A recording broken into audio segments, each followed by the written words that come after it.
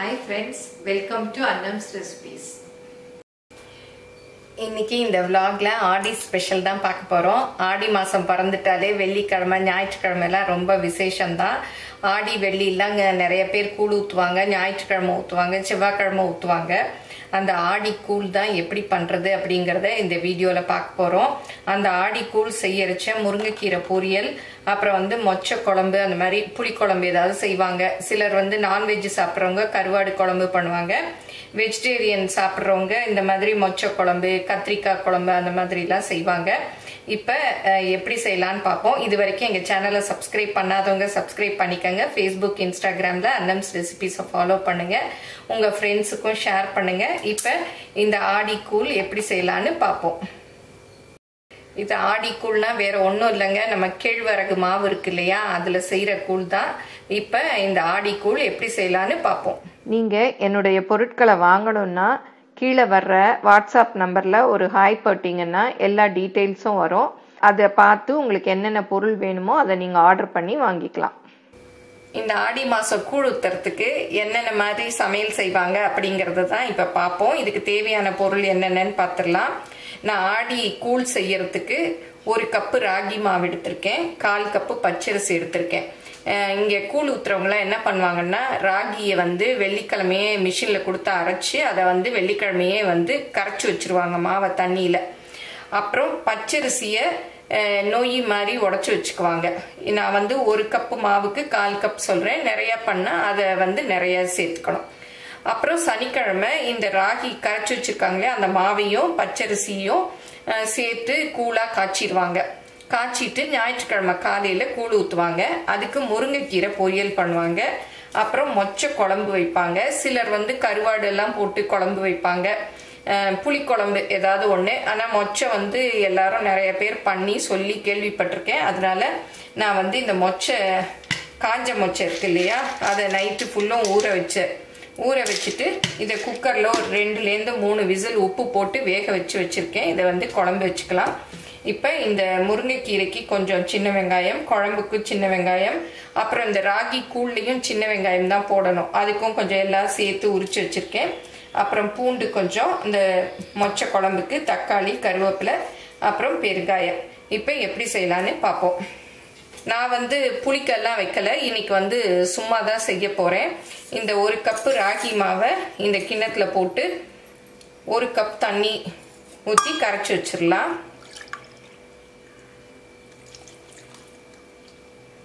இதுக்கு டோட்டலாக ஒரு 5 கப்லேருந்து 6 கப்பு தண்ணி வேணும். ஒரு 2 கப் அளவு கூட நல்லா கரைக்கிற அளவுக்கு கரைச்சி வச்சுக்கணும், கட்டி இல்லாமல். இது அப்படியே இருக்கட்டும்.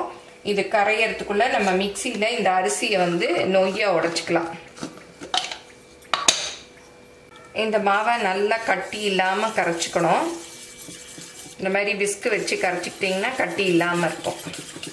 இப்போ ராகி மாவை கட்டி இல்லாமல் மிக்ஸ் பண்ணி வச்சுருக்கு பாருங்கள், ஒரு கட்டி கூட இல்லை. அரிசியும் மிக்சியில் வச்சு பொடிச்சுக்கிட்டாச்சு. ஃபஸ்ட்டு இந்த அரிசி நொய்யை வேக வச்சுக்கலாம். இதுக்கு நான் 2 கப்பு தண்ணி ஊற்றுறேன்.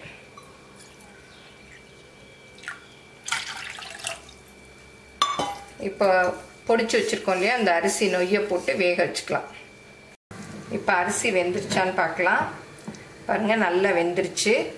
இப்போ இந்த ராகி மாவை ஊற்றிடலாம். நல்லா ஒரு தடவை இப்படி மிக்ஸ் பண்ணிட்டு ஊற்றிடலாம். அதில் நல்லா கலக்கிட்டு ஊற்றுங்க. அடியில் பாருங்கள் கட்டியாக இருக்கும்.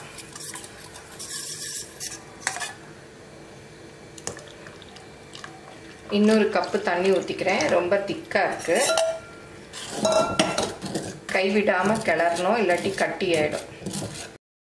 இல்லாட்டா அடியில் போய் அப்படி கட்டியாக இருக்கும். பாருங்கள், ராகி கூழ் ஆல்மோஸ்ட் வெந்துருச்சு. சிலர் ராகி கரைச்சி வைக்கிறாங்க இல்லையா, ராகி மாவு அதோட கம்பு மாவும் சேர்த்து கரைச்சி வைப்பாங்களாம். நான் எங்கள் கனகாட்ட கேட்டேன், சொல்லிச்சு வெள்ளிக்கிழமை சாயந்தரமே ராகி மாவும் கம்பு மாவும் சேர்த்து கலந்து வைப்பாங்களாம். ஒவ்வொருத்தர் பழக்கம் ஒவ்வொரு மாதிரி. பாருங்க, முதல்ல வேற மாதிரி இருந்தது, இப்போ நல்லா கண்ணாடி மாதிரி வெந்துருச்சு. இந்த ராகி கூழை சிலர் புளிக்க வச்சு செய்வாங்க, சிலர் புளிக்க வைக்காம செய்வாங்க. நான் வந்து இன்னைக்கு அப்படியே பாருங்க எடுத்து கரைச்சி அப்படியே செஞ்சுட்டோம். நம்ம வசதி தான், எப்படி வேணா செஞ்சுக்கலாம். இப்ப கூழ் நல்லா வெந்துருச்சு, போதும். அடுப்புலேருந்து இறக்கிடலாம். பாருங்க நல்லா வெந்துருச்சு. ஃபர்ஸ்ட் ராகி மாவு பாருங்க லைட் கலரா இருந்தது, வெந்ததும் பாருங்க நல்ல மெரூன் கலரா கண்ணாடி மாதிரி வந்துருச்சு பளபளன்னு. இது வந்து ஆற ஆற அப்படியே இறுகிட்டு வரும். நம்ம இந்த ஒரு கப்பு ராகி மாவுக்கு 5 கப்பு தண்ணி சேர்த்தோம். நம்ம ஆறின பிறகு மோர் ஊற்றுவோம். அப்போ நம்ம வேணுங்கிற அளவு மோர் ஊற்றி தண்ணி ஊற்றி கலந்துட்டு குடிச்சுக்கலாம். இதை அப்போ ஆற விட்டுடலாம். இப்போ மொச்சை குழம்பு வச்சுக்கலாம். அதுக்கு வந்து ஒரு 3 டீஸ்பூன் அளவு எண்ணெய் ஊற்றிக்கிறேன். இப்போ இதில் கொஞ்சம் கடுகு, கொஞ்சம் உளுத்தம்பருப்பு, அப்புறம் சீரகம் கொஞ்சம், அப்புறம் மிளகு, அப்புறம் வெந்தயம், அப்புறம் இந்த டிடி பெருங்காயம் ஒரு 1/4 டீஸ்பூன் அளவு போடுறேன். ஏன்னா மொச்சை வாய்வு, அதனால நிறைய பெருங்காயம் போட்டால் தான் அந்த கேஸ் ட்ரபிள் நமக்கு சரியாகும். இந்த டிடி பெருங்காயம் வேணும்னா அதோட லிங்கை தான் நான் கீழே டிஸ்கிரிப்ஷனில் கொடுக்குறேன். அதை பார்த்து நீங்கள் கால் பண்ணி வாங்கிக்கலாம். அமேசான், ஃப்ளிப்கார்ட் எல்லாத்துலேயுமே கிடைக்கும். இப்போ கடுகு உளுத்தம்பருப்புலாம் நல்லா பொரிஞ்சிருச்சு. இந்த மொச்சை குழம்போட டீட்டெயில்டு வீடியோ கூட நான் முன்னாடியே போட்டிருக்கேன். அதோட லிங்க் கீழே டிஸ்கிரிப்ஷனில் கொடுக்குறேன், பார்த்துக்கங்க. இப்போ இந்த சின்ன வெங்காயம், பூண்டு, கருவேப்பிலை எல்லாம் போட்டுக்கலாம்.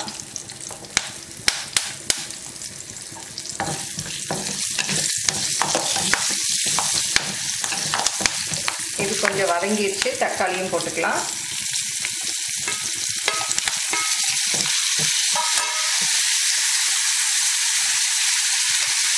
இந்த குழம்புக்கு தேவையான உப்பு போட்டுக்கலாம். நான் மொச்சையில் உப்பு போட்டு வேக வச்சுருக்கேன், அதனால் பார்த்து போட்டுக்கிறோம். கொஞ்சம் உப்பு போட்டோன்னா தக்காளி சீக்கிரம் வதங்கிடும். சாம்பார் பொடி போட்டுக்கலாம். 2 ஸ்பூன் அளவு போட்டுக்கிறேன். மல்லிப்பொடி கொஞ்சம் போட்டுக்கலாம், அப்போ தான் குழம்பு திக்காக வரும். ஏன்னா நான் இன்றைக்கி தேங்காயெல்லாம் அரைச்சி ஊற்ற போகிறதில்ல, சும்மா புளிக்குழம்பு மாதிரி தான் வைக்க போகிறேன். நீங்கள் வேணும்னா தேங்காய் கொஞ்சம் அரைச்சி ஊற்றிக்கலாம். கொஞ்சமாக மஞ்சப்பொடி, உப்பு முதல்ல போட்டுட்டோம். இதை நல்லா மிக்ஸ் பண்ணி விட்டுடலாம். ஆன்லைனில் என்னுடைய பொருட்களை வாங்கணுன்னா shop.annamsrecipes.com அப்படிங்கிற சைட்டுக்கு போனீங்கன்னா என்னுடைய ப்ராடக்ட் லிஸ்ட் எல்லாம் இருக்கும். அதில் எது வேணுமோ அதை செலக்ட் பண்ணி நீங்கள் வாங்கிக்கலாம். Credit card, debit card options எல்லாம் இருக்குது, நீங்கள் ஆர்டர் பண்ணி வாங்கிக்கலாம். இதில் இப்போ வேக வச்ச மொச்சையும் போட்டுடலாம். அப்புறம் புளி கரைச்சி வச்சுருக்கேன், அதையும் ஊற்றிடலாம். நல்லா வேக வச்சுட்டேன், அதனால் நல்லா கொஞ்சம் கொதித்து அந்த பச்சை வாசம் போனால் போதும். எவ்வளோ குழம்பு வேணுமோ அது பார்த்து தண்ணி ஊற்றிக்கங்க. இதை வந்து மூடி அப்படியே வேக விட்டுடலாம். இப்போ குழம்பு வந்து இந்த பக்கத்தில் சின்ன அடுப்பு போட்டுடலாம். முருங்கைக்கீரை பொரியல் பண்ணிக்கலாம். இது கல் சட்டி, கொஞ்சம் வெயிட்டாக இருக்கும், பார்த்து தூக்கணும்.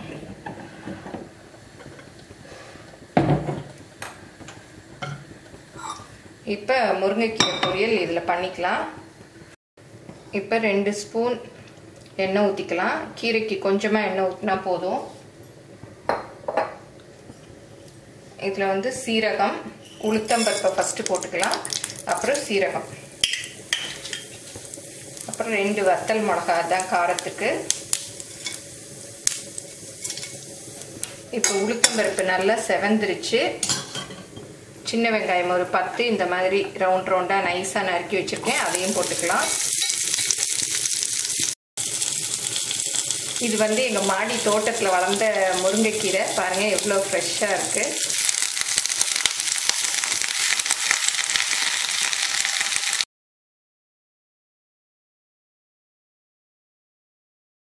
இந்த கீரை வந்து எங்கள் டெரஸ் கார்டனில் இருக்குது. ஒரு 2-3 செடி தான் வச்சுருக்கோம். பாருங்கள், நமக்கு அடிக்கடி முருங்கைக்கீரை சமைக்கிற மாதிரி கிடைக்குது. இந்த முருங்கைக்கீரைக்கு தேவையான உப்பு போட்டுக்கலாம். உப்பை வந்து அப்படியே ஸ்ப்ரெட் பண்ணி போடணும். அப்படி ஸ்பூனில் போட்டோன்னா ஒரே இடத்துல இருந்துக்கும். இப்போ முருங்கைக்கீரை வெந்துருச்சு. கூழ் ஊற்றுறதுக்கு செய்கிறதுனால இதில் வந்து பருப்பு, தேங்காய் அதெல்லாம் அவங்க போட மாட்டாங்க. சும்மா அப்படியே இந்த மாதிரி வேக வச்சு எடுத்துருவாங்க. நான் வந்து இன்றைக்கி கொஞ்சம் தேங்காய் போடுறேன். அவ்வளோதான், இறக்கிடலாம். வெந்துருச்சு பாருங்க. திறந்தே வேக வைக்கவும் நல்லா அப்படியே க்ரீனாக இருக்குது. இப்போ திறந்து பார்க்கலாம். இப்போ வந்து உப்பு காரம் அதெல்லாம் பார்த்துக்கங்க, பத்தலைன்னா போட்டுக்கங்க. இன்னும் கொஞ்சம் வந்து வத்தணும், ரொம்ப தண்ணியாக இருக்குது. இன்னும் கொஞ்சம் கொதிச்சதுன்னா இறக்கிடலாம். புளி குழம்புக்கெல்லாம் இறக்க போகிறச்ச கொஞ்சம் நல்லெண்ணெய் ஊற்றினோன்னா டேஸ்ட் நல்லாயிருக்கும். 1 டேபிள் ஸ்பூன் அளவு தான் ஊற்றுறேன். இப்போ எண்ணெயெல்லாம் நல்லா பாருங்கள் ஓரத்தில் அப்படியே தெளிஞ்சு வந்துருச்சு. நல்லா குழம்பும் திக்காயிருச்சு, இறக்கிடலாம். இப்போ பாருங்கள் கூழ் நல்லா ஆறிடுச்சு, நல்லா இறுகிடுச்சு பாருங்கள். அந்த அரிசி வந்து அப்படியே நொய்யி தெரியறது பார்க்கவே அழகாக இருக்குது. நான் வந்து நிறையா இருக்குதுன்னு சொல்லிட்டு கொஞ்சம் எடுத்து வச்சுட்டேன். ஃப்ரிட்ஜில் வச்சுட்டு நாளைக்கு கூட குடிச்சிக்கலாம், நிறையா இருக்குன்னு. இதுக்கு வந்து 1 கப்பு தயிர் வந்து அவங்கவுங்களுக்கு தேவையானது எவ்வளோ வேணாலும் ஊற்றிக்கலாம். நான் வந்து ஒரு 3/4 கப் எடுத்திருக்கேன். சின்ன வெங்காயமும் அப்படி தான், நமக்கு தேவையானது போட்டுக்கலாம். நான் ஒரு 10 சின்ன வெங்காயம் தோல் உரிச்சிட்டு இந்த மாதிரி நீளமாக கட் பண்ணி வச்சுருக்கேன். இப்போ தயிரை இந்த கிண்ணத்தில் ஊற்றி நல்லா கடைஞ்சிக்கலாம். இதில் சரியாக இது பண்ண வரல, இந்த மத்திலேயே கடைஞ்சிக்கலாம். இந்த கூழுக்கு தேவையான உப்பையும் இந்த மோர்லேயே போட்டுக்கலாம். போட்டு கொஞ்சம் தண்ணி ஊற்றிக்கலாம்.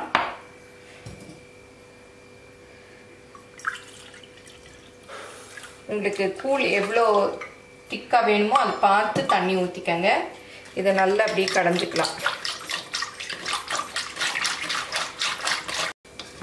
இப்போ நல்லா அப்படி பாருங்கள் கட்டி இல்லாமல் வந்துடுச்சு, போதும்.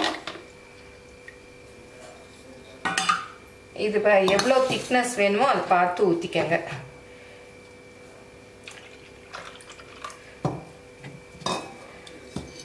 நல்லா மிக்ஸ் பண்ணி விட்டுடலாம்.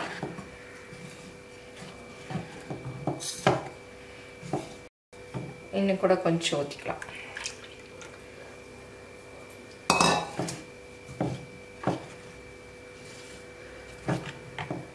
கொஞ்சம் சின்ன வெங்காயம் அப்படி கையில் உதுத்துட்டு போட்டுக்கலாம், தனித்தனியாக மொத்தமாக இருக்காமல்.